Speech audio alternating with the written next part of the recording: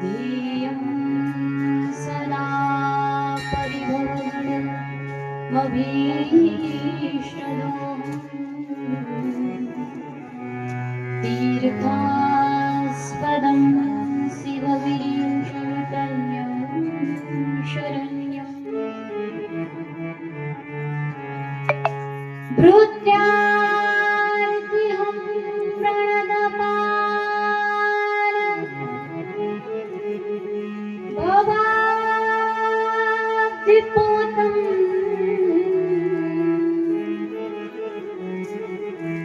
वन्दे महापुरुषते चरणारविन्दम्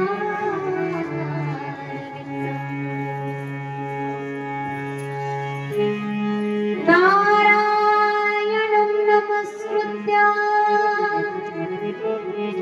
नरं चैव नरोत्तमं देवीं सरस्वतीं व्यासं ततो जयमुदीरये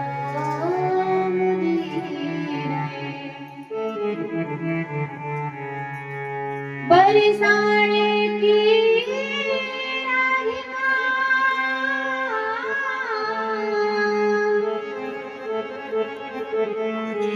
नंदिगा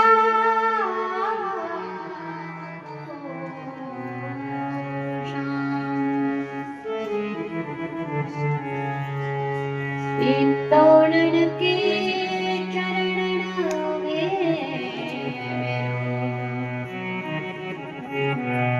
कोटि कोटि प्रणाम। जय जय श्री राधा रमण, जय जय धवल किशोर, जय गोपी चित चोर प्रभु, जय जय माखन चोर गोपाल कृष्ण भगवान की जय, भागवत भगवान की जय, राणी सरकार की जय।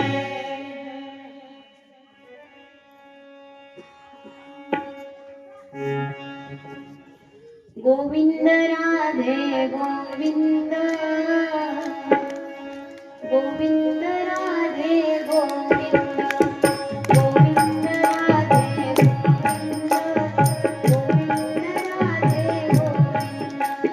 गोविंद राधे गोविंद, गोविंद राधे गोविंद, गोविंद राधे गोविंद, गोविंद राधे गोविंद, गोविंद राधे गोविंद, गोविंद राधे गोविंद, गोविंद राधे गोविंद,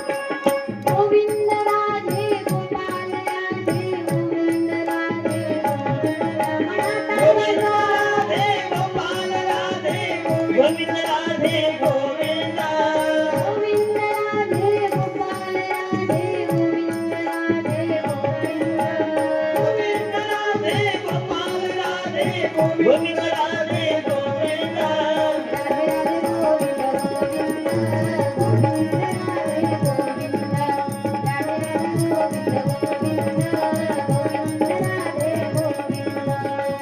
राधे गोविंद गोविंद गोविंद राधे गोविंद राधे राधे गोविंद गोविंद गोविंद राधे गोविंद राधे राधे गोविंद गोविंद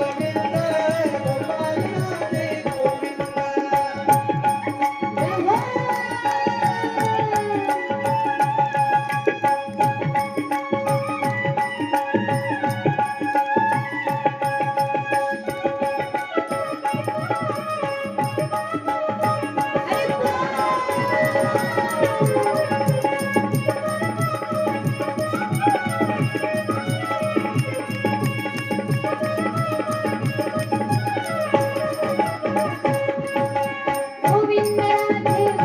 राधे गोविंद गोविंद राधे गोपाल राधे गोविंद राधे गोविंद गोविंद राधे गोपाल राधे गोविंद राधे गोविंद गोविंद राधे गोपाल राधे गोविंद राधे गोविंद गोविंद राधे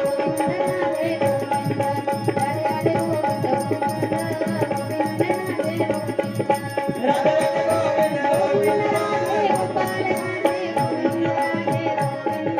राधे राधे गोविंद गोविंद गोविंद राधे गोविंद राधे राधे गोविंद गोविंद गोविंद राधे गोविंद राधे राधे गोविंद गोविंद राधे गोपाल राधे गोविंद राधे गोविंद राधे राधे गोविंद गोविंद राधे गोपाल राधे गोविंद राधे राधे राधे गोविंद गोविंद गोपाल राधे गोविंद राधे राधे गोविंद गोविंद गोपाल राधे गोविंद राधे राधे गोविंद गोविंद गोपाल राधे गोविंद राधे राधे गोविंद गोविंद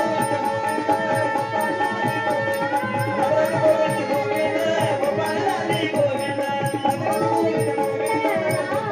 राधे राधे गोविंद गोविंद गोपाल राधे राधा गोविंद भगवान की जय श्रीमद् भागवत महापुराण की जय राधे रानी सरकार की जय परमंगलमय परात्पर अखिलेश्वर अकारण करुणा वर्णालय भक्त वांछित कल्पतरू भगवान श्रीकृष्ण परमात्मा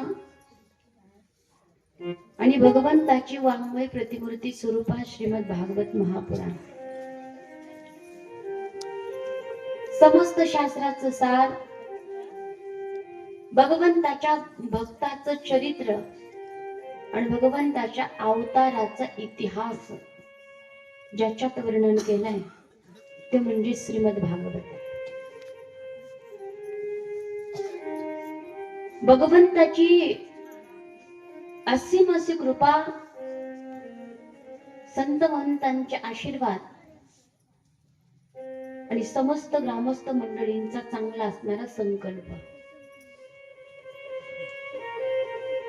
चांगल्या संकल्पनेतून सुरू झालेलं हे उत्तम असं कार्य श्रीमद भागवताच्या चरणी एवढीच प्रार्थना करेल की चंद्र सूर्य असेपर्यंत हा संकल्प टिकला पाहिजे आणि प्रत्येक वर्षी श्रीमद भागवताची कथा राजुरी मधील भक्त मंडळींना श्रवण करायला मिळाली पाहिजे.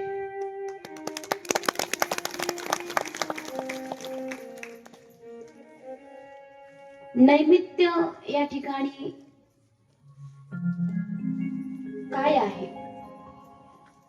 कथा श्रवणाची आवड आहे, कोणीतरी यजमान होतंय आणि कुठल्या तरी उद्देशाने कथा केली जाते. कैलासवासी रावसाहेब कुंडलिक कोल्हे यांच्या स्मृतिप्रित्यर्थ त्यांच्या पश्चात असणारे त्यांच्या परिवारातील जी सदस्य मंडळी आहेत, 2 सुसंस्कारित जी मुलं आहेत, श्री विजयराव साहेब कोले आणि श्री संजयराव साहेब कोले यांनी या ठिकाणी या कथेचं यजमानत्व पद स्वीकारलेलं आहे. आणि तुम्ही आम्ही खेळीमिळी गदारुळी आनंदे गेल्या 5 दिवसापासून कथा श्रवण करतोय. पण कथेचं मुख्य फळ जर काय असेल तर कोणी सांगेल का काय हो? तुम्ही म्हणताना आम्हाला विचारायचं तर तुला काही भजे खायला बोलवलं काय? काय हृदयामध्ये भगवान श्रीकृष्ण परमात्म्याची प्राप्ती हे श्रीमद भागवताचं मुख्य फळ आहे. आणि तो आनंद कंद सचिदानंद घन भगवान परमात्मा मथुरेमध्ये कंसाच्या कारागृहामध्ये प्रगट झाला. मथुरेमध्ये कंसाच्या कारागृहामध्ये जसा श्रावण महिना, अष्टमी तिथी, वार बुधवार, रोहिणी नक्षत्र, मध्यरात्रीचे 12 वाजलेले वसुनाम तिथी बुधवार असे शुभ सांगत असे परीक्षिते. ढगांचा गडगडाट, विजेंचा कडकडाट, मंद मंद पाऊस पडतोय. मध्यरात्रीचे 12 वाजलेले आणि अशा सुंदर वातावरणामध्ये भगवान श्रीकृष्ण परमात्म्याचं मथुरेच्या कारागृहामध्ये प्राकट्यीकरण झालं. मथुरेच्या कारागृहामध्ये प्राकट्यीकरण त्याचं झालं. पण मथुरेच्या कारागृहामध्ये प्राकट्यीकरण झालेला तो भगवान श्रीकृष्ण परमात्मा आपल्या हृदयामध्ये प्रगट होणं गरजेचं आहे. आणि तो भगवंत एकदा का हृदयामध्ये आला की त्याला कितीही बाहेर काढण्याचा प्रयत्न केला तो असा चिपकतो चित्ताला, असा चिपकतो की चित्तातून पुन्हा बाहेर जात नाही. हरिणे माझे हरिले चित्त भार वित्त विसर. एकदा काय झालं, एक गोपी यमुनेच्या तीरावरती अशी ध्यान लावून बसली होती. आणि गोपी आणि ध्यान लावणं, तपश्चर्या करणं, भजन करणं, असं अट्टहासाने भजन करण्याची गोपींना गरज नव्हती. आपोआप जसं आपण श्वास कधी घेतो कधी सोडतो कळत नाही, गोपीचं तसं आपोआप चिंतन होतं, आपोआप भजन होतं. ध्यान लावून बसली होती. नारदजी तिच्या जवळ गेले. नारदजीने तिला विचारलं, अगं तू काय करतेस? ती म्हणली, मी समाधी लावून बसले. कशा करता? ती नारदजींना म्हणली, नारदजी कशा करता समाधी लावली माहितीये का? सकाळी उठले म्हटली, 4:30-5 वाजता उठले. सासूने गाय दुहायची सांगितली, गाईचं दूध काढायला गेले. असं मडकं घेतलं, गाईचं दूध काढते असं वाटतंय. आणि तेवढ्यामध्ये रांगत रांगत कान्हा आलेला दिसला. मोठे मोठे ज्याचे गाल आहेत, सुंदर कुरुळे ज्याचे बाल आहेत, टोकदार नाक आहे, बाणासारख्या भुवया, डाळिंबाच्या दाण्यासारखे ज्याचे ओठ आहेत, सुंदर असणारा ज्याचा बांधा आहे, असा असणारा कान्हा रांगत रांगत आला. मोठे मोठे त्याचे डोळे. माझ्याकडे पाहिलं ना, असं डोळ्याने खुणवलं. मी म्हणलं, कान्हा काय झालं? कान्हा म्हणला, काही नाही, भूक लागली. ती म्हणली, ये. गाईच्या खाली आला, आ केलं, तिने मडकं बाजूला केलं आणि तिला वाटतं मी कान्हाच्या तोंडात दूध पिळते. अर्धा तास दूध पिळत होती. तेवढ्यामध्ये सासू आली. सासूने पाहिलं की हिने ते मडकं बाजूला ठेवलंय आणि गाईचं दूध खाली जमिनीवर पिळते. सासू आली, ताडकीने तिच्या कानाखाली दिली. एक हळूच दिली, ती तर मोठ्याने दिली होती. एवढी हळूच दिल्यावर काहीच होणार नाही. आणि मोठ्याने दिल्याच्या नंतर ती शुद्धीवर आली, जागी झाली. सासू म्हणली, काय झोप झाली नाही का? बघते दुधाचा सडा किती पडलाय, कुठं चाललंय म्हणली दूध. मोकळं आलं. कशाचा कान्हा, कशाचं काय? माझ्या चित्ताचा भास होता, चित्तात कन्हैया आला होता म्हणे. सासू म्हणली, राहू दे, दूध काढायचं मी काढते. तो घडा घे, यमुनेवर पाण्याला जा, पाणी घेऊन ये. पहाटे पहाटे पाण्याला गेले. घडा भरला यमुनेचा. आणि भरल्याबरोबर आता उचलून घरी घेऊन जायचंय, पण उचले ना, मोठा घडा होता. इकडे तिकडे पाहिलं, कुणी उचलून देण्याकरताय का? पण कुणीच नाही. आता काय करावं? आणि मग तेवढ्यामध्ये काय केलं, दिसतंय का कोणी पाहतंय? आणि तेवढ्यामध्ये नटखट कान्हा, हातामध्ये बासरी, मोर मुकुटे, खांद्यावरी कांबळी, आणि तो आलेला दिसला. मी म्हणलं, कान्हा मला उचलून दे ना. तो म्हणला, मी तुला उचलून देईन, पण मला काय देशी? घेशी तेव्हा देशी, आईसा हससी उदार. मग म्हणे, मी तुला एक लोण्याचा गोळा देईन, उचलून दे. तो कान्हा मला उचलून देतोय असं वाटतंय. आणि एकटीनेच मी उचलण्याचा प्रयत्न केला, उचलला नाही. धडाम दिशी खाली पडला. आणि मातीचा घडा फुटून गेला. आता कोणा तोंडाने जाऊ घरा? आता कैसी जाऊ घरा, आता कैसी जाऊ घरा. आता कशी जाऊ मी घरा? घरी गेल्याच्या नंतर सासू मला विचारेल, सांग घडा कुठे? तर काय देऊ म्हणली सासूला मी? आता जर सासूने मला घराच्या बाहेर काढलं, मला जर माहेरी पाठवलं, तर या कानामुळं माझं नांदणं मोडल. आता एक काम करायचंय, संसार चांगला करायचा असेल तर याला चित्तातून बाहेर काढावं लागेल. आणि त्याला चित्तातून बाहेर काढण्यासाठी मी तप करते. तुमची आमची कथा त्याने चित्तात यावं याच्यासाठी आहे. आणि गोपिका त्याला चित्तातून बाहेर काढण्यासाठी प्रयत्न करत.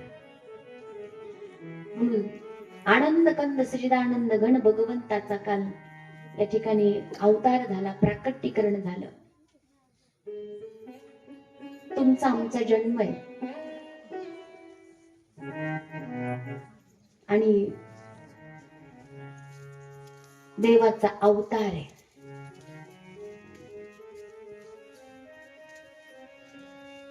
अयोनी संभव असणारा भगवान परमात्मा, निर्गुण निराकार असणारा भगवान परमात्मा भक्ताला आनंद देण्यासाठी सगुण साकार झाला. 80 वर्षाची यशोदा मैया, 90 वर्षाचे नंद बाबा, इतका आनंद झाला की त्यांच्या आनंदाला पारावार उरला नाही. सुनंदा भाभीने, सुनंदा वहिनीने त्या ठिकाणी पाहिलं, सगळ्या असणाऱ्या गोकुळामध्ये दवंडी पिटवली. नंद बाबा को लाला भयो हे लाला, नंद बाबा को लाला भयो हे लाला, यशोदा भाभी को लाला भयो होय, बधाई हो बधाई हो. सगळेजण येतात आणि बधाई देतात. नंद जी के आंगन में बज रही आज बधाई, नंद जी के आंगन में बज रही आज बधाई, नंद जी के आंगन में बज रही नंद बधाई, नंद जी के आंगन में बज रही नंद बधाई, नंद जी के आंगन में बज रही आज बधाई, नंद जी के आंगन में बज रही आज बधाई. नंद जी के आंगन में बज रही आज बधाई, नंद जी के आंगन में बज रही आज बधाई. सो सो बार बधाई लोग, सो सो बार बधाई लोग, लाखों बार बधाई. नंद जी के आंगन में बज रही आज बधाई, नंद जी के आंगन में बज रही आज बधाई. नंद जी के आंगन में बज रही आज बधाई, नंद जी के आंगन में बज रही आज बधाई. बधाई देण्याकरता सारा गोकुळातल्या गोपिका निघालेल्या आहेत पहा. नंद बाबाला माहिती झालं, पिवळ्या कलरची बगलबंदी घातली, मोठं चंदन लावलं, मोत्याच्या माळ्या, पगडी घातली, यमुनेचं स्नान करून मेकअप केलं, ब्राह्मणांना बोलावलं. ब्राह्मणांना बोलून त्या ठिकाणी स्तुती वाचन केलं जात आहे. नंदस्त्वात्मज उत्पन्ने जाता लाधो महामना, आहूय विप्राण वेदज्ञान स्नातः सुचिरलं कृतः, वाचयित्वा स्वस्तयनं जात कर्मात्मजश्च वै, कारयामास विधिवत् पितृदेवार्चनं तथा.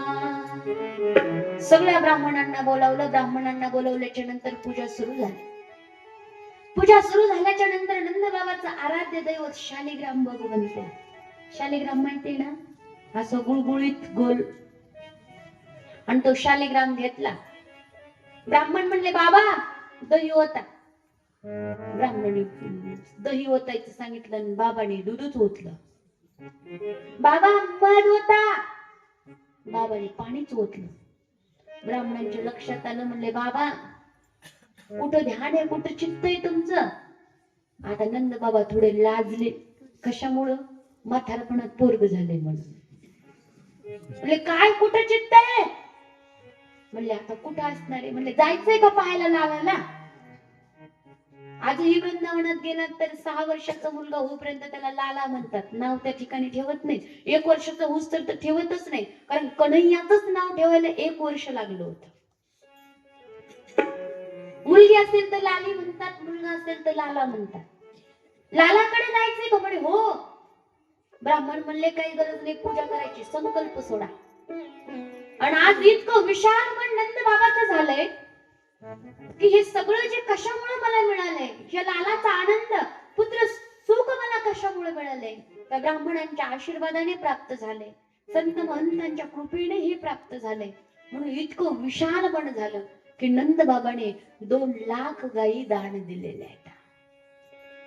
धीनुनाम नियुते प्रादा विप्रभ्य समलंकृते तिला द्रीन सप्तरत्न व शात कंबा बराव्रता. आणि त्या गायी देत असताना कशा दिल्यात? त्यांची शिंग सोन्याने मळून आणि त्यांची खुर चांदीने मळून.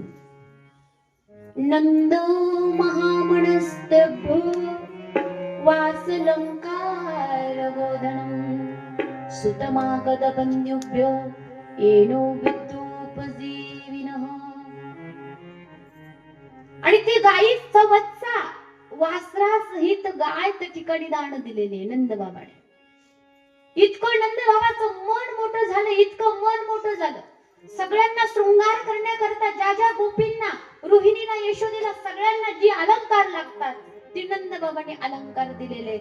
आणि सगळ्यांना सांगितले सुंदर शृंगार करायचा.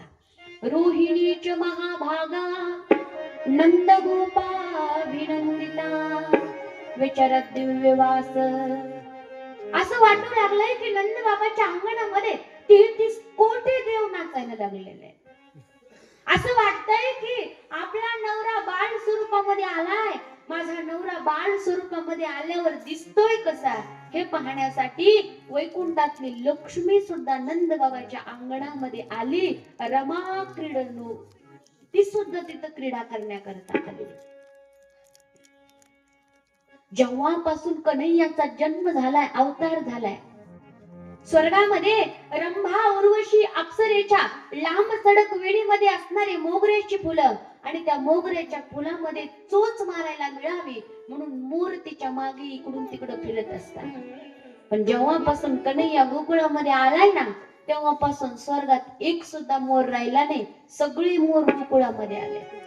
नंद बाबाच्या 84 खंबाच्या वाड्यामध्ये या खिडकीतून डोकावून पाहताय, त्या खिडकीतून, त्या दरवाजातून, या दरवाजातून. आणि भजन सुरू झालं की इतकं नाचतंय, इतकं नाचतंय, पिसारा फुलून फुलून नाचतोय. प्रत्येक मुलाला वाटतंय नाचता नाचता माझा पिसारा पडावा आणि पडलेला पिसारा यशोदेच्या हातात पडावा आणि कन्हैयाचा शृंगार झट्टू करताना, झट्टू बांधताना माझा पिसारा कान्हाच्या डोक्यावर असावा. प्रत्येक जणीला असं वाटतंय, प्रत्येक मोराला असं वाटतंय. आता मोर पिसाराच देव का धारण करता? याचं कारण असं आहे, मोर हा परमयोगी पक्षी आहे. ज्यावेळेस मोराला फार आनंद होतो त्यावेळेस मोराच्या डोळ्यातून गळगळ गळगळ गळगळ अश्रू वाहतात. आणि मोराच्या डोळ्यातून गळगळ गळगळ अश्रू वाहताना मोरणी मागे पुढे इकडे तिकडे फिरत असते. मोराच्या डोळ्यातून अश्रू गळायला लागला की मोरणी जीभ बाहेर काढते, तो अश्रू प्राशन करते आणि मोरणी गर्भवती राहते आणि मग त्या ठिकाणी पिलांना जन्म देते. म्हणून भगवान श्रीकृष्ण परमात्मा सगळ्या जगाला सांगू इच्छितात, जे परमयोगी आहेत त्यांना मी डोक्यावर घेऊन नाचतो. म्हणून भगवंत मोर पिसारा डोक्यावर धारण करतात. इतका आनंद झाला, इतका आनंद झाला. नंद बाबा येण्याच्या अगोदर 84 खंबाच्या वाड्यामध्ये साऱ्या गोप गोपिका आलेल्या आहेत. नंद बाबा आले तर वाडा गच्च भरलेला आहे. नंद बाबाला सुद्धा जायला जागा नाहीये. इकडून तिकडून मित्रांना बाजूला केले, गोप गोपींना बाजूला केले आणि नंद बाबा मध्ये आलेत. गर्दीत आल्यावर नंद बाबाची मित्रांनी पाहिलं. नंद बाबाला म्हणते, बाबा कुठे जायचंय? बाबा म्हणले, तुम्हाला माहित नाही का? म्हणले, तुम्हाला माहिती आहे, आम्हाला माहिती आहे, पण हे बघ बाबा, लालाला पाहायला असं नाही जायचं, नाचत जाऊ त्याच्या गावा खिळिया सुख देईल विसावा. तिथे नाचत जावं लागतंय म्हणे. बाबा म्हणले, या वया लोक पा जे नाचतंय त्याला सुद्धा नाचून देत नाही, आणि जे नाचत नाही त्याला सुद्धा नाव ठेवतात. एखादी आजी भजनामध्ये आनंद घ्यायला मी म्हणते, म्हातारीला काय पडतंय, कशी उड्या मारती बघा. तर तुला जमत नाही तर तू पण मारणार. आनंद इथं घेतला पाहिजे. नंद बाबा म्हणले मला नाचता येत नाही. मित्र म्हणले आम्ही शिकवतो. एक दोरी घेतली, कमरेला बांधली, एक हात उचलला, डोक्यावर ठेवला, एक कमरेवर मांडला, एकाने इकडून धरलं आणि एकाने इकडून धरलं. ताकात रवी जशी हलवावी तसं नंद बाबाला हलवू लागले. नंद बाबा म्हणले नाचल्याशिवाय हे काय जाऊ द्यायचे नाही. एक असा ठुमका मारला आणि नाचत यशोदेच्या खोलीपर्यंत गेले. आणि आता नंद बाबाने लाला पाहिलाय. यशोदेच्या मांडीवर असणारा जगनचालक नियंता जगन्नाथ प्रभू, कुरुळे कुरुळे ज्याचे केस आहेत, सावळा ज्याचा विग्रह आहे, मोठे मोठे ज्याचे डोळे, यशोदेच्या मांडीवर त्या ठिकाणी कन्हैया आणि यशोदा सुद्धा डोळे भरून कन्हैयाकडे पाहते. यशोदेच्या डोळ्यातून गळगळ गळगळ गळगळ अश्रू वाहत आहेत. देवा, उशिरा का होईना दिलास, पण असा दिलास, असा दिलास की मन मोहून या कन्हैयाने घेतलं, या लालाने घेतलंय. यशोदेच्या डोळ्यातला अश्रू कन्हैयाच्या सावळ्या गालावरती पडलाय.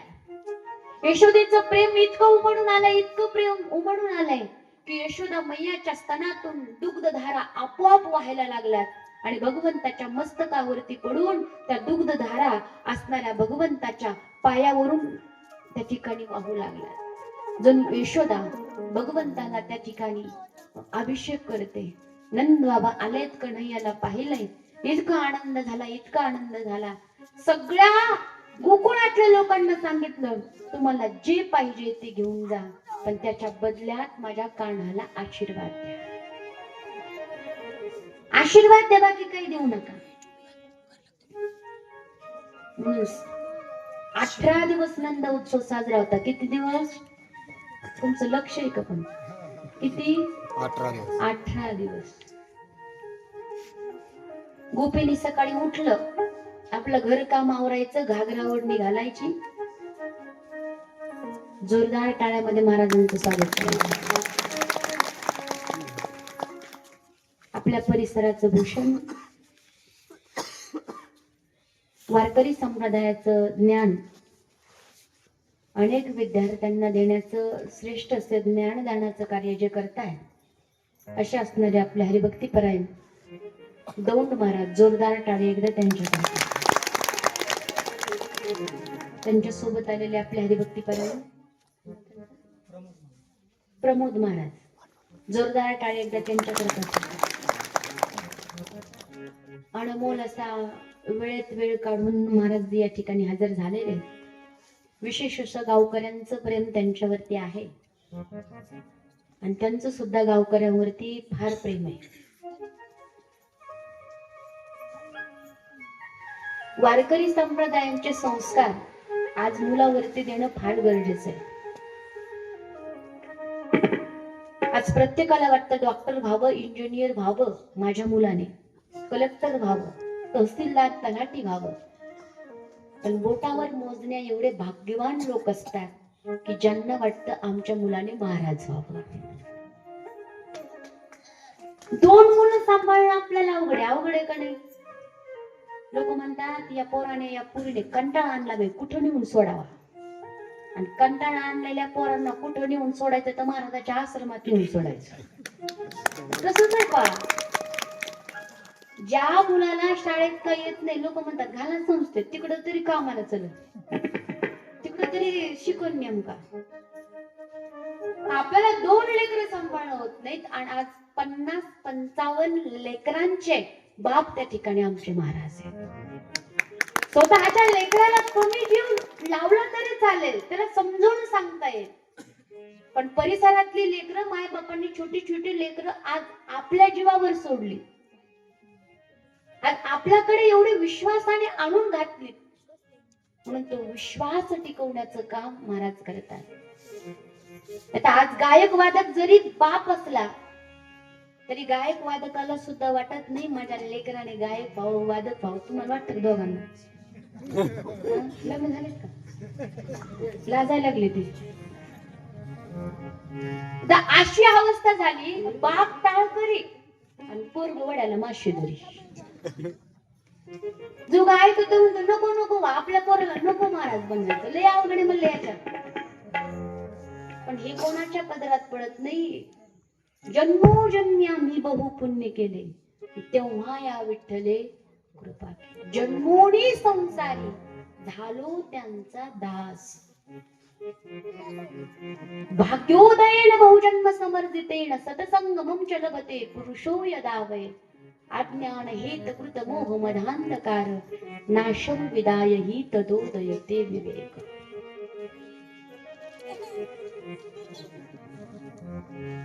मुलं घडवण्याचं काम करत आहे.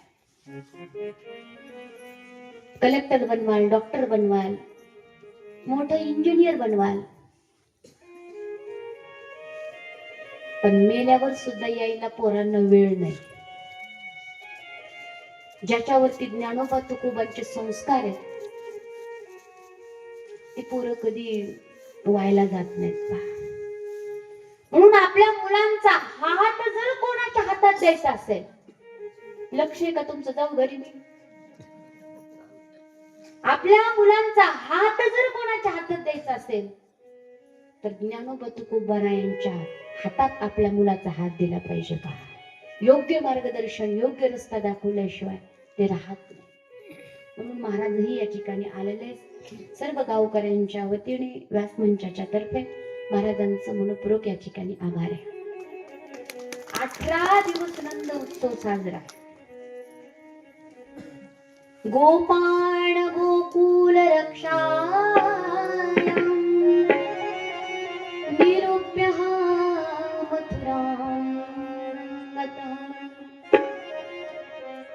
सकाळी उठलं की गोपीने काय करावं, सुंदर असणार स्नान करावं, गाय दुहावी, गाईचं काम करावं, सगळं घरचं काम आवरलं की सुंदर शृंगार करावा आणि सुंदर मेकअप करावा. आणि मेकअप करायचा आजकाल कोणाला शिकवावं लागत नाही. शिकवावं लागतं.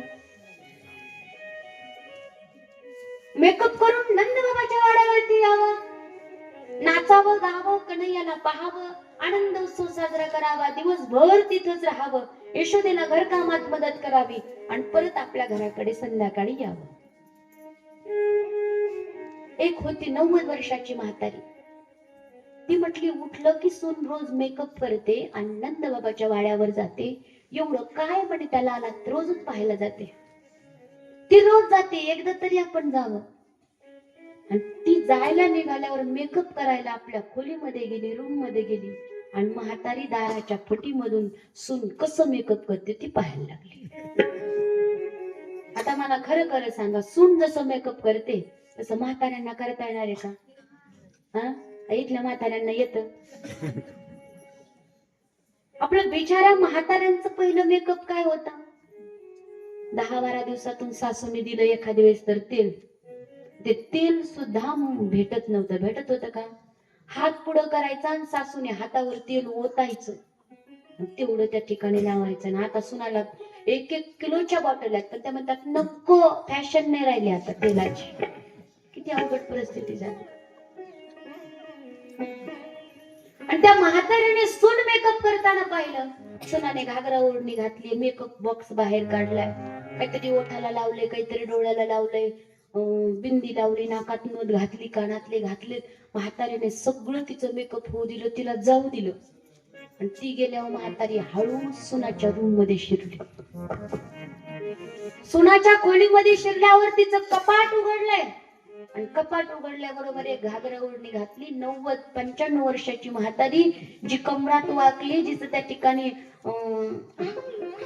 हाड दिसतंय, डोळ्याने नीट तिला दिसत सुद्धा नाही. त्या म्हातारीने अशी चमचमटा घागरा ओढणी घातली. कशी दिसत असेल, कशी बशी अशी ओढणी घेतली, मेकअप बॉक्स बाहेर काढला, म्हणली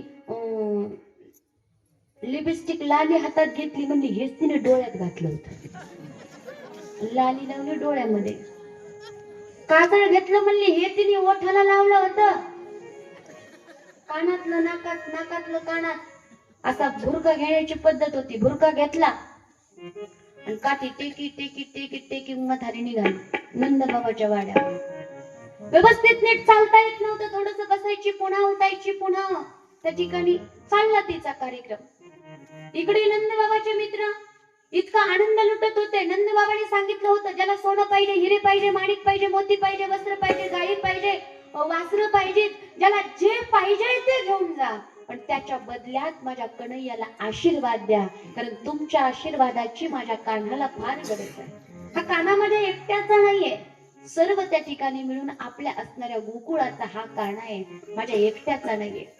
नंदबाबाच्या मित्राने गाडगे मधले एक एक लोण्याचा गोळा उचलायचा, एकमेकाच्या अंगावर फेकायचा. एखादं दह्याचं गाडगं उचलायचं, दुसऱ्या मित्राच्या अंगावर टाकायचं, असं त्या ठिकाणी त्यांचा कार्यक्रम सुरू होता. एक गोळा उचलायचा, एकमेकाच्या अंगावर फेकायचा. तेवढ्यामध्ये चालून चालून थकलेली ही म्हातारी नंदबाबाच्या वाड्यावर आली आणि आल्याबरोबर दारात आली, आणि दारात आली की म्हातारीला झालं असं, जांभळी आली. जांभळी कळती ना, काही काही लोक जांभळी देताना समोरच्या माणसाला खाऊनच घेतात का, खालचा जाबडा खाली आणि वरचा जाबडा वर. काय काय तर जांभळी देताना अशी एवढं ते शेजारचा दचकूनच उठत, म्हणजे लय प्रकारे. त्या म्हातारीने खालचा जाबडा खाली आणि वरचा जाबडा वर. नंदबाबाच्या एका मित्राने लोण्याचा गोळा घातला, नंदबाबाला मारायला लागला. नंदबाबाने काय केलं, तर लोण्याचा गोळा माझ्याकडे येतो पाहिलं. नंदबाबा वाकले खाली. दारात आली होती म्हातारी, म्हातारीने केलं तो लोण्याचा गोळा म्हातारीच्या तोंडात. बरं झालं असं, म्हातारीच्या तोंडात अडकायला एक सुद्धा खुंटी म्हातारीच्या तोंडात राहिली नव्हती. तो डायरेक्ट म्हातारीच्या पोटात, इकडं तिकडं नाकाला, इकडं तोंडाला लागला. म्हातारीने जीभ बाहेर काढली, चाटायला लागली, म्हणली गोड आहे, अजून फेका, अजून फेका. घरी काही सून खाऊ देते का म्हणली, सगळं विकायला नेती मथुरीच्या बाजाराला. आनंद उत्सव साजरा होता. म्हातारी आली, त्या कन्हैयाला पाहिलं आणि फार आनंद झाला. म्हातारीच्या सुद्धा आनंदाला पारावार राहिला नाही. नंदबाबाने सांगितलं, आशीर्वाद द्या, काहीच देऊ नका. सगळेजण येत आहेत, कन्हैयाला पाहतायत आणि आशीर्वाद देत आहेत. पहा, जियो श्याम लाला, जियो श्याम लाला, तेरी तेरी पगडी रंग काला.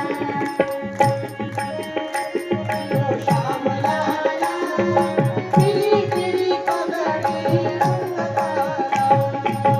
ज्यांना ज्यांना नृत्य करायचं त्यांनी उठून करायचं, महिला मंडळ लागायचं नाही. वाटलं तर सगळ्याच उभा राहा, असं पण उभा राहणार नाही, सगळ्यांनी आनंद घ्यायचा. उठा.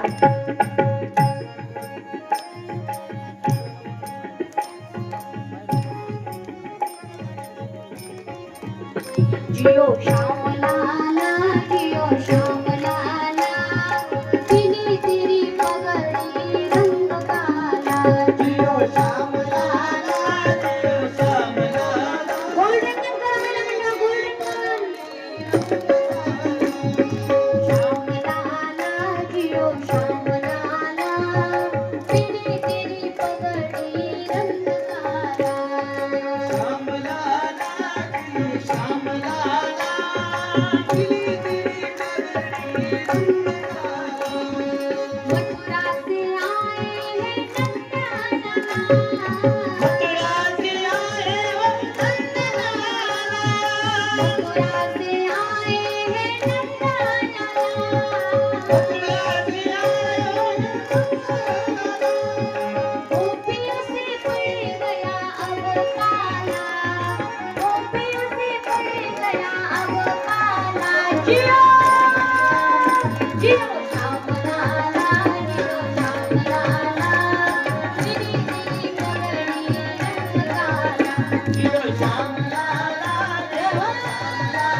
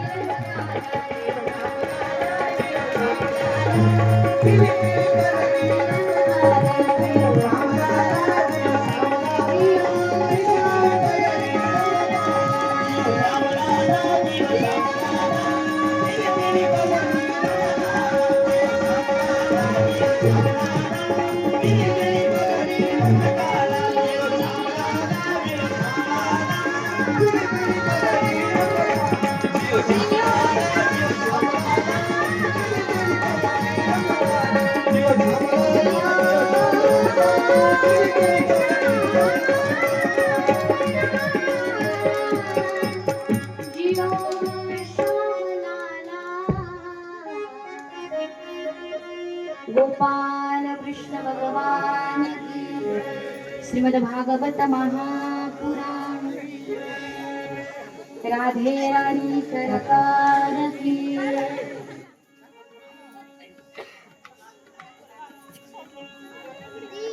चरमर चरमर करे पलना,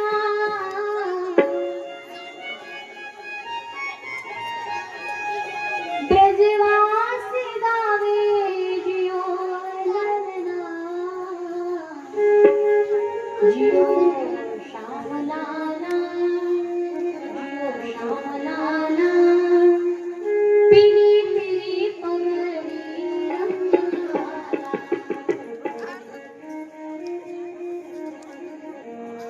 गोकुळांमधल्या गोपी गोपिका येतात का? तुमचं झाल्यावर सांगा मला, मी शांत बसते. झाल्यावर सांगा, काय ना आपल्याला कुठं नाही जायचं. कन्हैयाला येऊन आशीर्वाद देत आहे आणि आशीर्वादामध्ये फार मोठी ताकद आहे.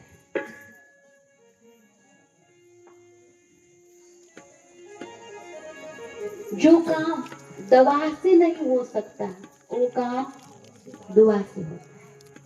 म्हणून जीवनामध्ये प्राप्त करता आले तर आशीर्वाद कमवा, कधी कुणाच्या शापाचं कारण कधी बनू नका.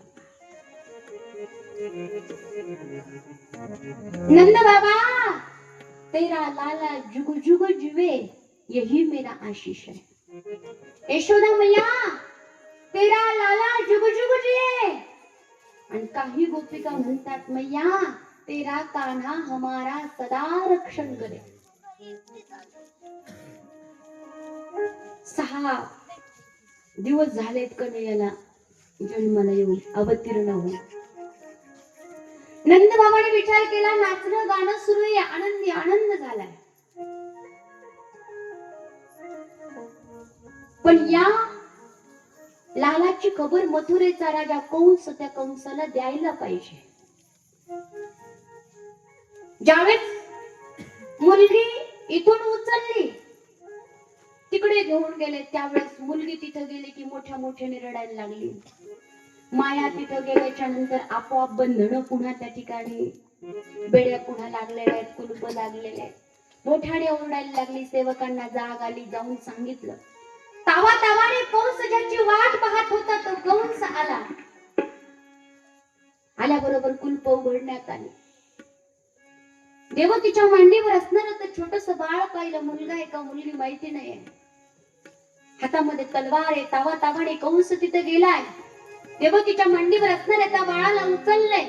उचलल्याबरोबर देवकीने 2 हात जोडले. त्या दादाच्या त्या भावाच्या पायावर लोटांगण घालू लागली. दादा, अरे 8 लेकराची आई झाले पण एकाला सुद्धा सांभाळण्याचं भाग्य मला प्राप्त झालं नाही.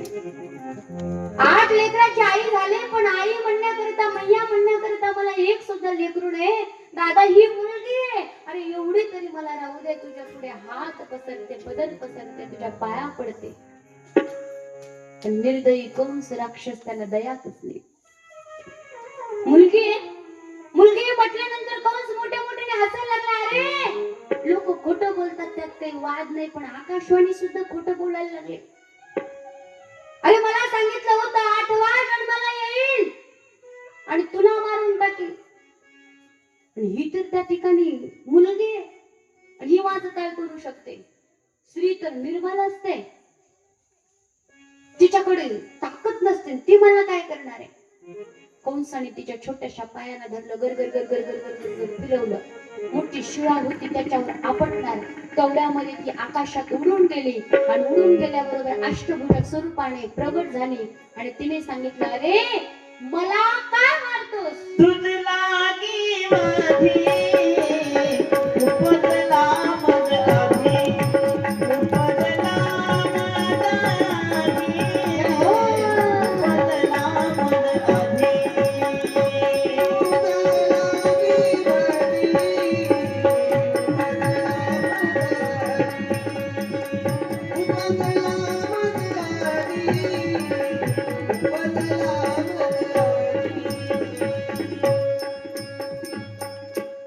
तुझं लाग विवदी आणि उपजला मजाती. अरे मला काय मारतोस? तुला मारणारा 84 कोसामध्ये जन्माला आलाय. आणि तीच वैष्णवी माया, तीच मोहिनी, आपण तिची त्या ठिकाणी पूजा करतो. भगवंताने सांगितलं होतं अवताराच्या वेळेस तू माझी मदत कर, मी तुला त्या ठिकाणी सगळे लोक तुझी पूजा करतील असा आशीर्वाद देते.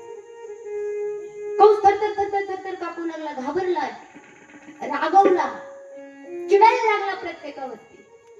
एवढा बंदोबस्त करत केला असताना सुद्धा माझा काळ कुठे जन्माला आला?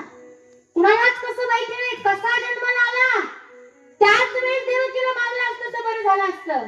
आजी वेळ आपल्यावर आली नसती. पुन्हा कंस चिडू लागला. इकडे नंद बाबाने विचार केला, माझ्या कन्हैयाची गोष्ट, माझ्या लालाची गोष्ट राजाला सांगावी. राजाला कर देण्याकरता बरेच नंद बाबाचे मित्र नंद बाबा बैलगाडीमध्ये दह्या दुधाचे मडके घेऊन निघाले. नंद बाबा गोकुळ ते मथुरा असणारं 5-7 किलोमीटरचं अंतर नंद बाबाने पार केलंय. कंसाचा कर त्या ठिकाणी दिलाय. राजाला भेटण्याकरता नंद बाबा मित्रांच्या समवेत गेले. नंद बाबाने सांगितलं, राजे आनंदाची गोष्ट अशी आहे की तुमच्या आशीर्वादाने माझ्या घरी एक लाला जन्माला आलाय खूप दिवसाने. कंसाला काय माहिती माझाच काळ आहे. नंद बाबा तुम्हारा लाला जुग जुग जिवे. आनंद झाला नंद बाबाला. आणि नंद बाबा आपला मित्र जे वसुदेव आहे ना, त्या वसुदेवाला भेटण्याकरता गेले. माणसाला जीवनामध्ये एकतरी मित्र असावा, एकतरी मैत्रीण असावी. पण आपण ज्याच्या संगतीत राहतो तसं आपलं जीवन घडतं.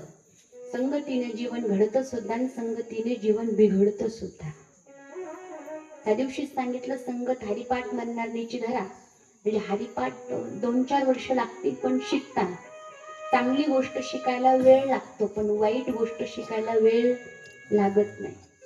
पखवाज कसा वाजवायचा, तबला कसा वाजवायचा, गायन कसं करायचं याचे क्लासेस घेतले जातात. आणि क्लासेस घेऊन सुद्धा मुलं शिकतील का नाही याची गॅरंटी नाही.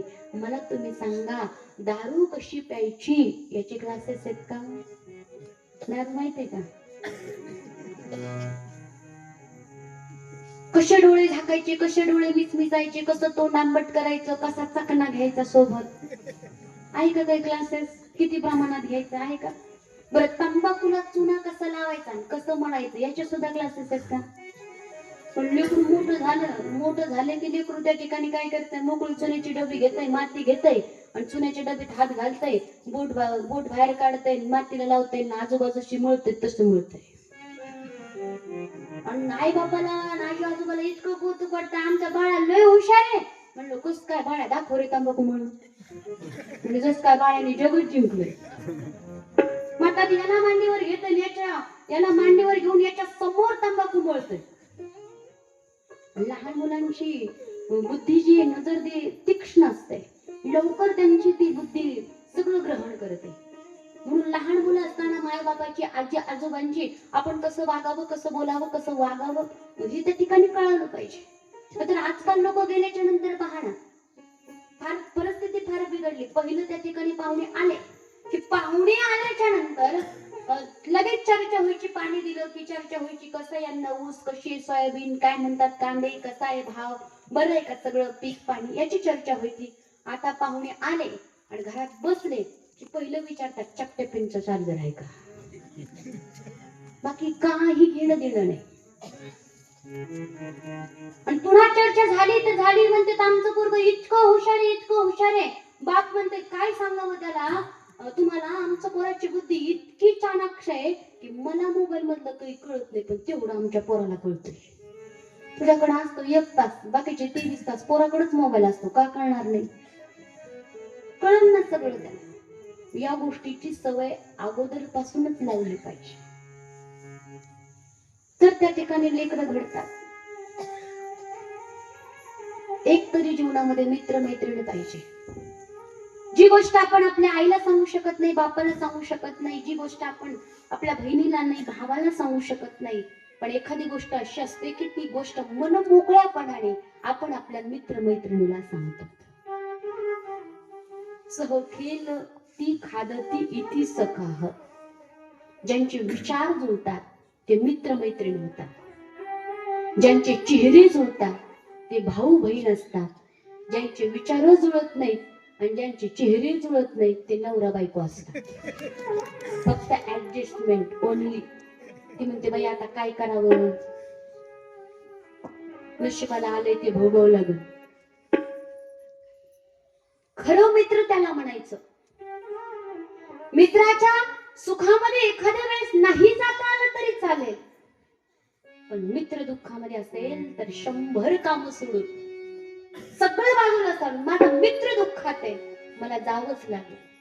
दुःख अडवायला उंबऱ्यासारखा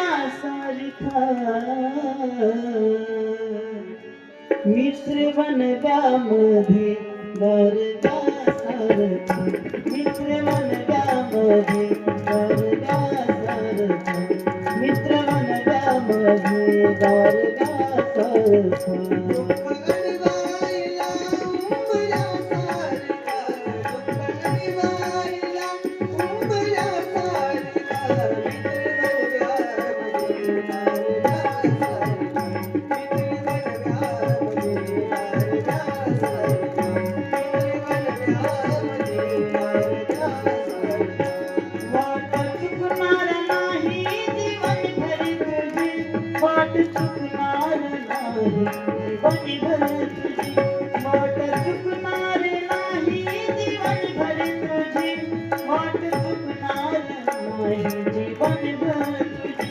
एक तू मित्र कर आरशासारखा, एक तू मित्र कर आरशासारखा, मित्र बनव्यामध्ये गरब्यासारखा, मित्र बनव्यामध्ये गरब्यासारखा, मित्र बनव्यामध्ये गरब्यासारखा. दुःख अडवायला उंबऱ्यासारखा, दुःख अडवायला उंबऱ्यासारखा,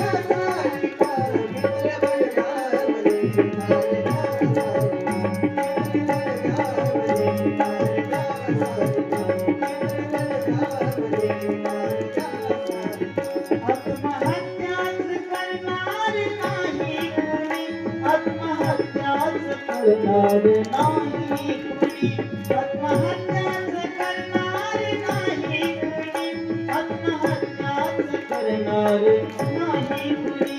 मित्र असलाद बन, मित्र असलाद बन, जन्मनासारखा, मित्र बनव्यामध्ये गरब्यासारखा, मित्र बनव्यामध्ये गरब्यासारखा, मित्र बनव्यामध्ये गरब्यासारखा. दुःख अडवायला उंबऱ्यासारखा, दुःख अडवायला उंबऱ्यासारखा, मित्र बनव्यामध्ये गरब्यासारखा,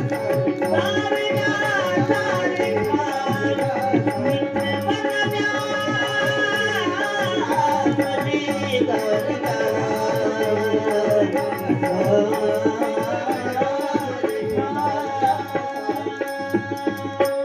जोरदार टाळ्या. मित्र बनव्यामध्ये गरब्यासारखा.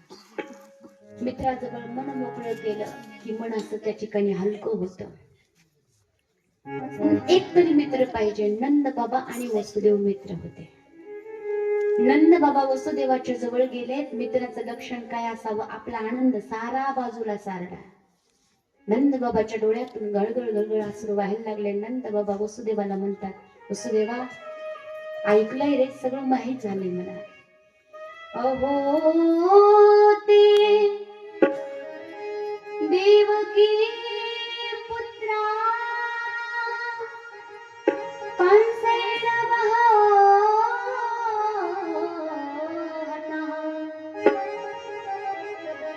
एका वशिष्ठ वरजा कन्या सापी दिवंगतः. अरे 6 मुलं कंसाने मारले. 7वा म्हणतात की योगमायेच्या सामर्थ्याने नष्ट झाला. आणि 8वी मुलगी जन्माला आली की आकाशात उडून गेली. ऐकलं त्यांनी, फार तुझ्या जीवनामध्ये वाईट घडलं. पण वसुदेवा नाराज होऊ नको. कर्मगती दैवगती कुणाला कधी चुकली नाही. वर्णन करतो. खेळ कुणाला दैवाचा कळला, खेळ कुणाला दैवाचा कळला, खेळ कुणाला दैवाचा कळला, खेळ कुणाला दैवाचा कळला. खेळ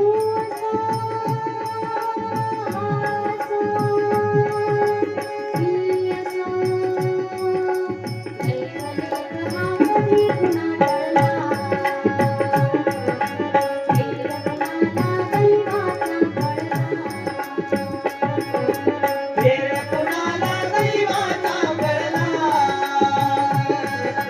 खेळ कुणाला दैवाचा कळला. दैवगती फार विचित्र आहे. नशिबाचे भोग भोगून संपवावे लागतात. जाऊ दे ना वसुदेवा, सगळं दुःख विसरून जा. पण ऐक ना, माझ्या घरी तुझ्या आशीर्वादाने एक लाला जन्माला आलाय. आणि वसुदेवा तू अजिबात चिंता करू नको, तू अजिबात विचार करू नको. अरे माझा लाला तुझा समज. आणि खरं होता कोणाचा? झोपल्या का? कोणाचा होता? वसुदेवाचाच होता ना. वसुदेव म्हणतो नंद बाबा, अरे तो माझाच आहे. कधीही येईन मी, कधी भेटेन त्याला, कधी त्याच्याशी खेळेन. पण ऐक ना नंद बाबा, मला वाटतंय तू इथं जास्त वेळ थांबणं चांगलं नाहीये. गोकुळावरती काहीतरी संकट येणार आहे. भविष्याचं ज्ञान वसुदेवाला होतं. नंद बाबा लवकर येतून तू मथुरेवरून गोकुळाकडे निघ. नंद बाबा म्हणले काय हरकत नाही. इकडे कंसाने मीटिंग बोलवली. आकाशवाणीने सांगितल्यापासून कंसाला रात्र रात्र झोप येईना. सगळ्या राक्षसांना, आघासूर, रामासूर, धनकासूर, सगळे राक्षस त्या ठिकाणी बोलवलेले आहेत. राक्षसांची सभा बोलवली. एक विडा त्या ठिकाणी मांडला. कंस सिंहासनावर बसला. हे बघा म्हणे, 84 ब्रजकोसामध्ये माझा काळ जन्माला आलाय. कुठं आलाय, काय कोणाच्या घरात ते काही माहित नाही. पण माझा काळ मला मारायचा आहे. कसा मारायचा ते तुम्ही बघा. आणि जो कोणी मारेल ना माझ्या काळाला, त्याला मोठ्यातलं मोठं बक्षीस मी देईन.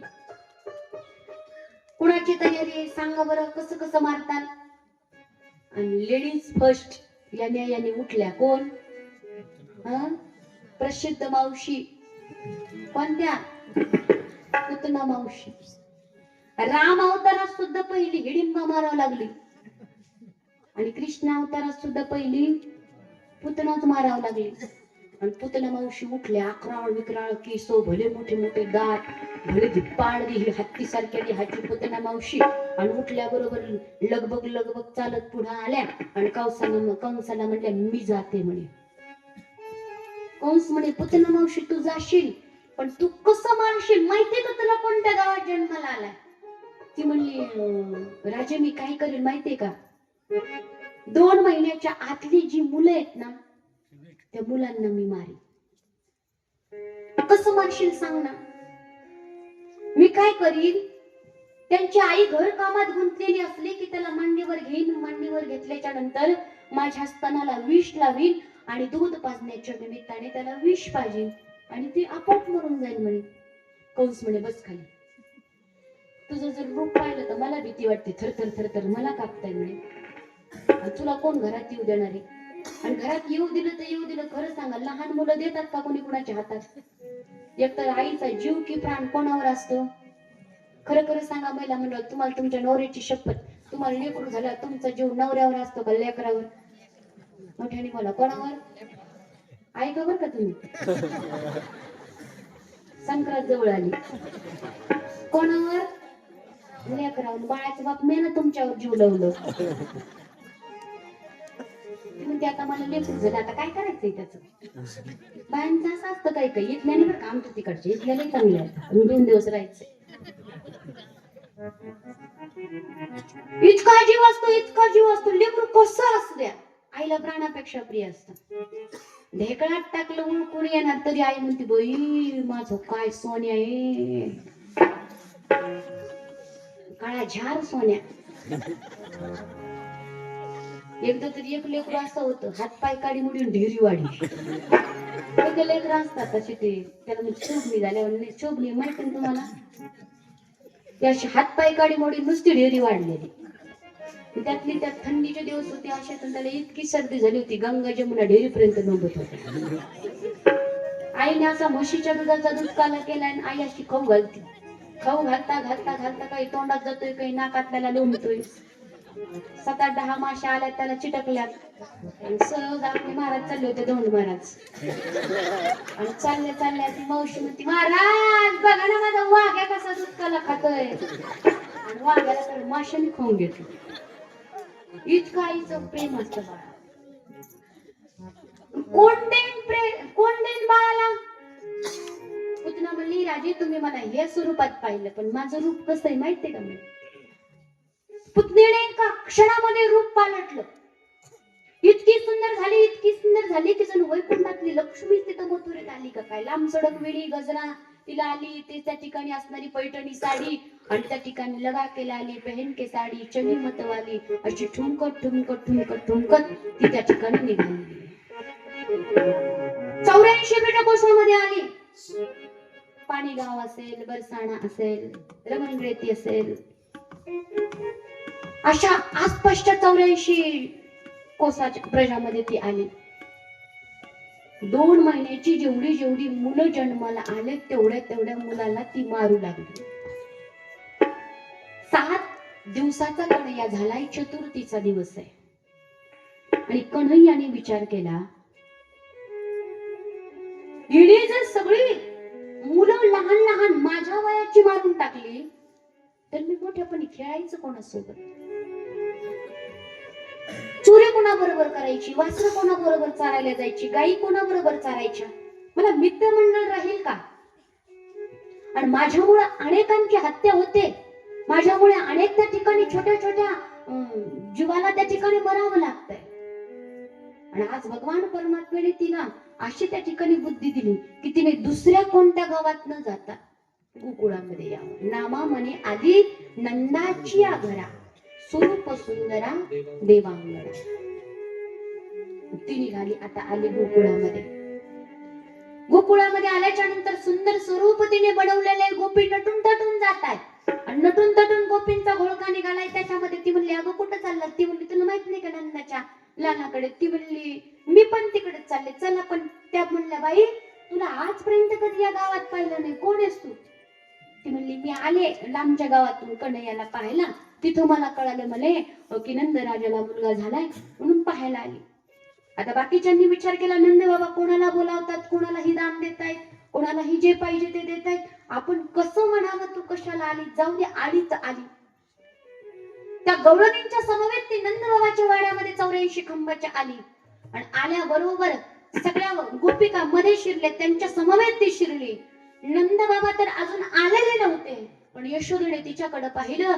आजपर्यंत हिला पाहिलं नाही आपल्या गावामध्ये, पण कोण आहे कसं विचारावं, तू कुठलीस, कशाला आलीस? आली कन्हैयाला पाहायला, आशीर्वाद द्यायला. जाऊ द्या म्हणे, आली तर आली, असेल नंदबाबाची पाहुणी. बाकीच्या असणाऱ्या गोपिकांनी कन्हैयाला पाहिलंय, कन्हैयाला घेतलंय.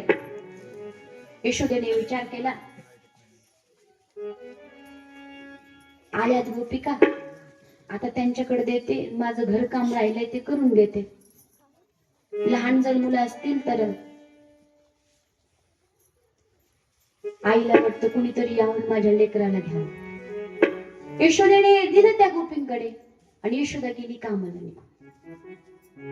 त्या गोपींना नाचायचं होतं, गायचं होतं. आणि त्या गोपिकांनी काय केलं, हा असणारा कन्हैया दिला पुतणेच्या हातामध्ये. आणि पुतणेनं तर तेच पाहिजे होतं. पुतणेने कन्हैयाला घेतलं आणि कन्हैयाला घेतल्याबरोबर 2 मिनिटाकरता पुतना सुद्धा मोहित झाली. आतापर्यंत अनेक बाळ मारली, पण एवढं सगुण स्वरूप, एवढं गोड रूप असणारं बाळ पाहिलं नाही म्हणे. काय सुंदर स्वरूप आहे म्हणे त्याचं. काय तो मुकडा, काय तो सावळा विग्रह. थोड्या वेळापुरतं वाटलं की याला मारू नये, पण पुन्हा म्हणे नाही नाही नाही, राजाचं बक्षीस आपल्याला मिळवायचंय, याला सोडून चालणार नाही. पुतणेने त्याला घेतलं आणि घेतल्याबरोबर माझ्याकडे कुणी पाहतंय का पाहिलं. कुणी पाहत नाही लक्षात आलं. पुन्हा आडबाजूला गेली, पुन्हा इकडे तिकडे पाहिलं, कुणी पाहतंय का, कुणी पाहत नाही. यशोदा तिच्या कामात मस्त आहे हे लक्षात आलं. पुतणेने कन्हैयाला घेतलं, मांडी घालून बसले. मांडी घालून बसल्याबरोबर पुन्हा पाहते, कुणी मला पाहतं का. तिच्याकडे कुणाचं लक्ष नाही. तिने आपला पदर त्या ठिकाणी पुढे केला, कन्हैयाच्या अंगावरून पांघरून घेतलं आणि घेतल्याबरोबर आपला विषाने लेपन केलेला असणार त्या ठिकाणी जे स्तन आहे तो कन्हैयाच्या मुखामध्ये दिला. आणि कन्हैयाच्या मुखामध्ये दिल्याच्या नंतर ती कन्हैयाकडे पाहू लागली, पण कन्हैयाने विष प्राशन करण्याच्या अगोदर तिच्याकडे पाहिलं आणि तिच्याकडे पाहिल्याबरोबर कन्हैयाने डोळे झाकून घेतले. आता डोळे का झाकून घेतले याच्यासाठी भाव वेगवेगळे सांगितले जातात. म्हटले याच्याकरता डोळे झाकले की एका डोळ्यामध्ये सूर्याचं वास्तव्य, एका डोळ्यामध्ये चंद्राचं वास्तव्य. सूर्य आणि चंद्र म्हटले आमच्या देवाला मारायला आली, आम्हाला हिचं काळं तोंड पाहायचं नाही म्हणून डोळे झाकले. दुसरं म्हणले की देवाने विचार केला आतापर्यंत एकही राक्षस मारला नाही, आता राक्षस मारायला सुरुवात करायची, म्हणून कुठल्याही कामाची सुरुवात करताना मंगलाचरण करावं लागतं आणि ते मंगलाचरण करण्यासाठी देवाने डोळे झाकले. तिसरं कारण सांगतात की म्हणले कन्हैयाने विचार केला मी तर आलो होतो दूध प्यायला, मला प्यावं लागतंय पहिल्यांदाच विष, आणि विष पिण्याचं काम आपलं नाही बाबा, विष पिण्याचं काम त्या महादेवाचे, भोलेनाथाचे, आणि भोलेनाथाला या तुम्ही विष पिऊन घ्या बोलवण्यासाठी डोळे झाकले. एक संत भाव वर्णन करतात, कन्हैयाने विचार केला दूध पाजण्याचं काम फक्त या जगामध्ये जन्मदाती आई करते आणि पुतना सुद्धा ते काम करणारे, कोणती गती तिला द्यावी याचं चिंतन करण्यासाठी, हे पाहण्यासाठी डोळे झाकले. गपकन डोळे झाकले. पुन्हा त्या ठिकाणी पुतणेने कन्हैयाच्या तोंडामध्ये आपलं स्तन दिलं. भगवान परमात्म्याने ते असणार विष जे ते चाटून घेतलं. पुन्हा दूध प्यायला सुरुवात केली. दूध पिता पिता कन्हैयाने पुतणेच्या शरीरातलं सगळं दूध प्राशन करून घेतलं. पुन्हा कन्हैयाने तिच्या शरीरामध्ये असणार रक्त प्यायला सुरुवात केली. आणि जसं त्या पुतणेचं रक्त प्यायला लागलं तसं तिला त्रास व्हायला लागला. अरे सोड सोड सोड मला, सोड सोड सोड. ती म्हणली कसलं बाळ आहे, 7 दिवसाचं लेकरू बोलतोय म्हणे, अरे सोड मला. रक्त पिता पिता पिता पिता कन्हैयाने त्या पुतणेच्या असणारे पंचप्राण खेचून घ्यायला सुरुवात केली. जसे जसे पंचप्राण खेचून घ्यायला सुरुवात केली तिला त्रास व्हायला लागला. ती मांडी घालून बसलेली उठायला लागली. कन्हैया तिला उठून देत नाही, पंचप्राण खेचताय. तिचं सुंदर स्वरूप गेलं, अकराळ विक्राळ स्वरूपामध्ये आली. कन्हैयाला दूर ढकलून देण्याचा प्रयत्न करू लागली. कन्हैया किंचित सुद्धा त्या ठिकाणी बाजूला जात नाही. 6 पंचमुंचनदिनी प्रभाषिणी, सोड सोड सोड, मला त्रास होतोय, सोड. भगवंत म्हणले मला धरता येतं, सोडता येत नाही. आता तुला मी मुक्तच करून सोडणार. अरे सोड ना. भगवंताने असा तिचा प्राण घेतला की पुतना गत प्राण झाले, धडांशी खाली पडली. मोठा आवाज आला. नाचणाऱ्या गाणाऱ्या गोपिका सगळ्या पळत पळत आल्या. पाहतात तर काय झालंय, तर 18 किलोमीटरची पुतना, भलं मोठं तिचं 6-7 कोसाचं शरीर, असं कितीतरी घरं मोडलेत, कितीतरी झाडं मोडलेत, आणि दिपाळदेही असणारी पुतना जीभ बाहेर काढून अकराळ विक्राळ केस, दोन्ही हात त्या ठिकाणी असं करून पडलेली आहे. आणि एवढ्या मोठ्या शरीरावर 7 दिवसाचा कन्हैया तिच्या छातीला लटकलेला अजून तसाच. नाटक करण्यामध्ये प्रवीण असणारा नटवर नागर कन्हैयाने विचार केला, लहान मुलं साधा ग्लास पडला तरी मोठ्याने ओरडतात, आणि इथं तर एवढी मोठी पुतना पडली, आता मला मोठ्याने आरडावं लागल. आणि देवाने जीच मोठ्याने स्वर धरला, मोठ्याने आरडायला लागले. गोपिका म्हणला काय झालं काय झालं काय झालं. यशोदा आली पाहतात तर काय, भली मोठी राक्षसी तिच्या छातीवर कन्हैया म्हणतात शिडी लावली. काही गोपिका चढल्या, कन्हैयाला खाली उतरवलं. वेड गोपिकांचं प्रेम. एक गोपिका आली, कन्हैयाचे कान फुंकले. गोपी बोलायला लागले, यशोदे तुला कळत नाही का कोणाकडे द्यावं कोणाकडे नाही.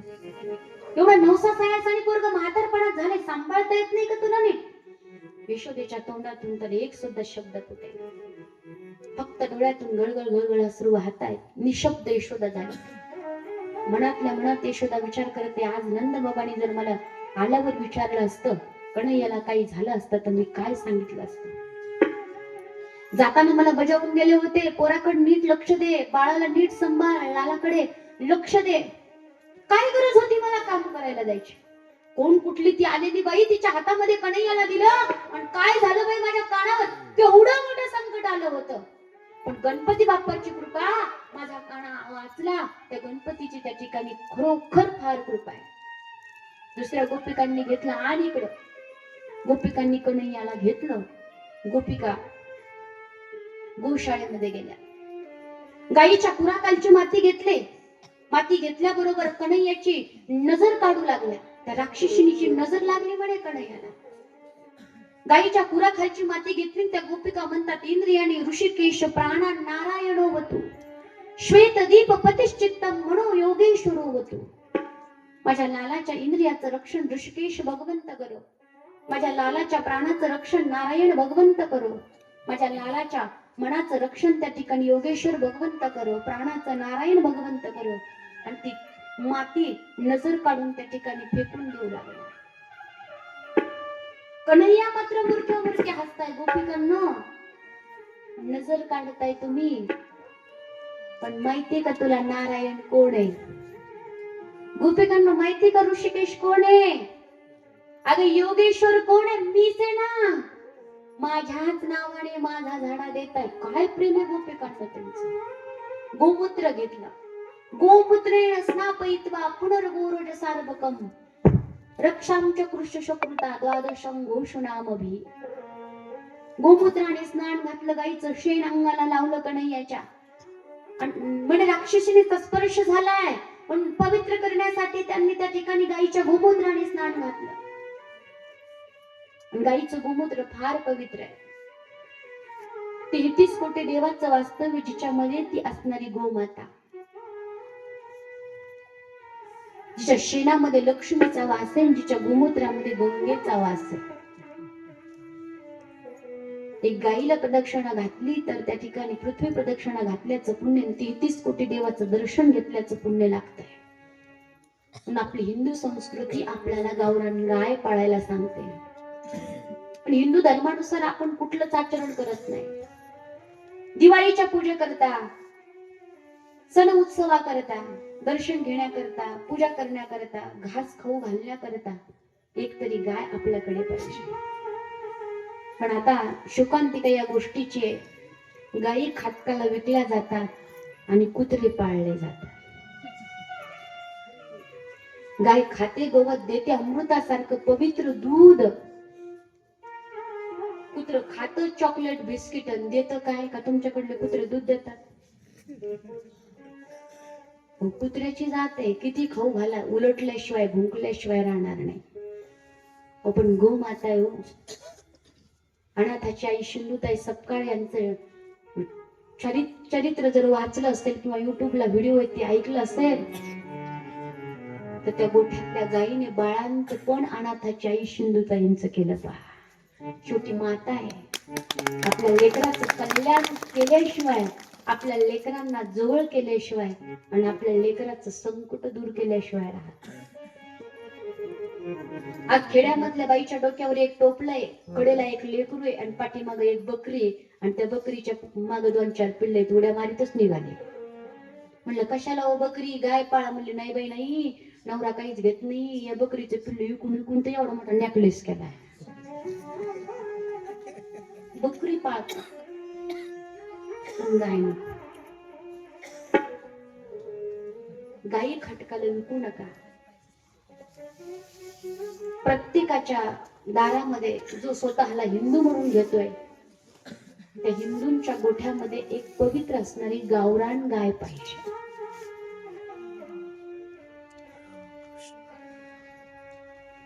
9 लाख गायी नंदबाबांकडे होत्या. सुंदर असं स्नान करवलं, यशोदेच्या मांडीवर दिलं, म्हणे बघ बरं लाला दूध पित होता. कन्हैयाने मांडीवर घातलं, कन्हैयाला मांडीवर घेतल्यावर यशोदेने दूध पाजायला लागली. आणि कन्हैयाने विचार केला, आता जर मी दूध पिलो नाही तर सगळे मैया यशोदेला बोलतील. घटा घटा घटा घटा दूध पिले. सगळे म्हणले काही नाही, म्हणले लालाला काही झाले नाही. पण भलं मोठं शरीर तिचं पडलंय, आता ते काय करायचं.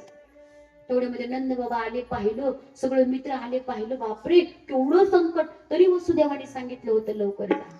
तुकडे तुकडे तुकडे तुकडे केले त्या शरीराचे, मोठी चिता रचली. आणि चिता रचल्याबरोबर त्या ठिकाणी अंतिम संस्कार त्या पुतणेच्या शरीरावरती केले.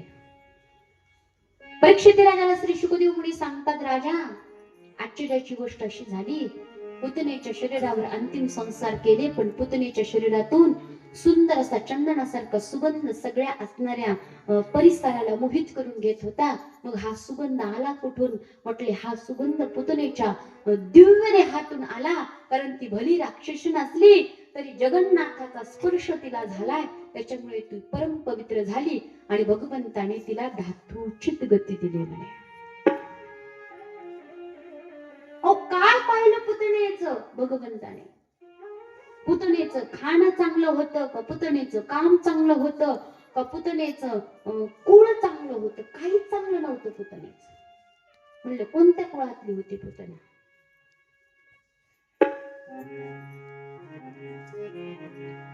पुतना लोक बालगुणी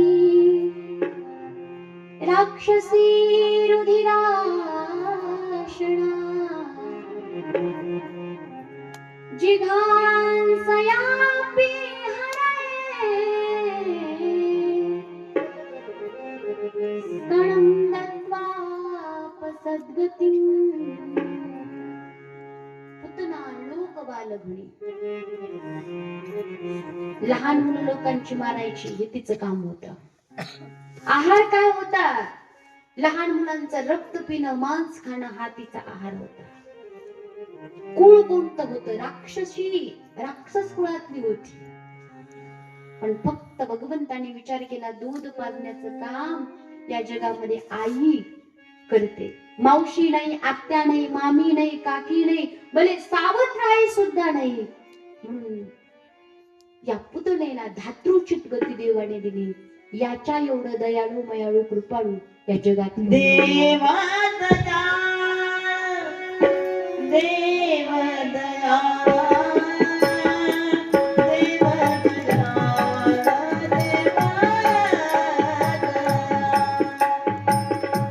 देव दया, देव दया, देव दया,